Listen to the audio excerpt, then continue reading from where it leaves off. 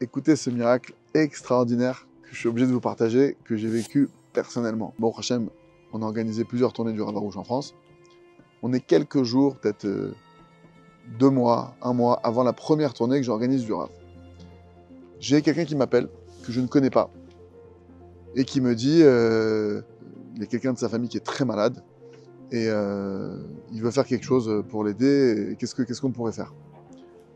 Le Rav Rouge, il explique que quand tu veux vraiment faire quelque chose de très très conséquent, ce qu'il faut faire, c'est de la hafatsa, de la diffusion. Que pour cette personne-là, tu vas diffuser de la Emouna, tu peux diffuser par exemple des livres sur la guérison, diffuser des livres, des enseignements, faire en tout cas une grosse diffusion pour elle. C'est un mérite qui est tellement extraordinaire que ça amène de très très grands miracles. Donc moi, dans le Bédio, quand il me dit ça, je dis bon, écoute, peut-être prends 100 livres. Prends 100 livres, finance 100 livres, Bezrat Hashem. Maintenant, la personne elle me dit que les médecins lui disent que le pronostic vital est engagé. Mais d'un autre côté, il me dit écoute, c'est vraiment sérieux, il me faut vraiment quelque chose de très très fort. Ouais, et là maintenant, d'un coup, ça me vient. Je dis regarde, tu me demandes ça maintenant. On vient de me donner il y a quelques jours, ça a été validé que le Rav il partait en France et que qu'on devait organiser ça. Et que vous imaginez une tournée, ce que ça implique, les dépenses que ça implique, etc. Je dis écoute, peut-être Mina Shamaim, tu finances la tournée pour cette personne. Et vraiment, du coup, on fera les affiches pour elle, on va tout faire pour cette personne. Et vraiment, le Rav, il se déplace pour elle en France et tous les cours qui seront faits seront pour elle.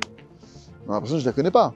Moi, je dis ça, j'écoute, je ne te connais pas, je ne sais pas si c'est possible pour toi de faire ça, peut-être que tu connais des gens autour de toi, tu peux réunir cette somme, je ne sais pas. En tout cas, voilà, tu peux avoir ce mérite-là, c'est quelque chose d'extraordinaire. La personne, elle m'a dit oui, c'est bon.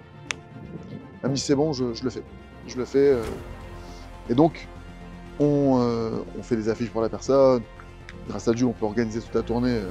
Moi, ça m'a permis de faire ça de manière sereine, Baruch Hashem, de pouvoir tout organiser comme il faut. Et donc, arrivé sur place, cette personne était avec nous, elle a vu le Rav il a béni la personne qui était chère à cette personne, etc. Et donc, à chaque cours, la personne était là, elle me dit dis au Rav qu'ils disent bien que le nom, qu'on prononce le nom, on prononce le nom à chaque cours, etc., pour la guérison, etc. Quasiment à la fin de la tournée, il vient voir cette personne, il lui dit c'est bon, j'ai reçu la réponse du ciel, la personne en question est guérie. Maintenant, je précise, parce que lui, cette personne, tous les jours, il vient voir le Rav. Rav, il pensait que ça va être bon. Le Rav, il répondait pas.